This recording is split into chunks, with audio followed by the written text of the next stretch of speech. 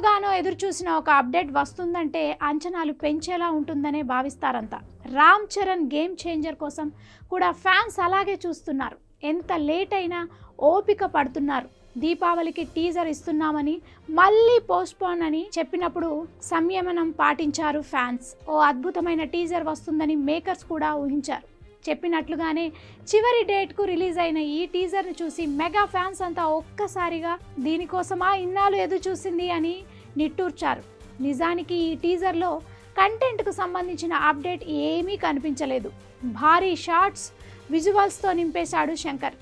కియారా అద్వానీతో 3 పాటలున్నాయని, అంజలి జానపద కళాకారినిగా, శ్రీకాంత్ సీనియర్ పొలిటీషియన్గా, సునీల్ అమాయకుడు పాత్రలోనూ కనిపించబోతున్నారని అర్థమవుతుంది. అంతేకాదు సినిమాపై ఆసక్తిని పెంచే కంటెంట్ అంటూ అసలేం కనిపించలేదనే నిజం చెప్పాలి. ఈ నిజం తెలిసిన మెగా ఫ్యాన్స్ కామ్గా ఉన్నారంటే కారణం ట్రైలర్ వరకు వేచి చూద్దామనే వైఖరే. పైగా ఈ చిత్రానికి 2 ట్రైలర్స్ విడుదల చేస్తారనే టాక్ కూడా ఉంది. ఫస్ట్ ట్రైలర్లో విషయం ఉంటే రెండో ట్రైలర్ అవసరమే లేదు.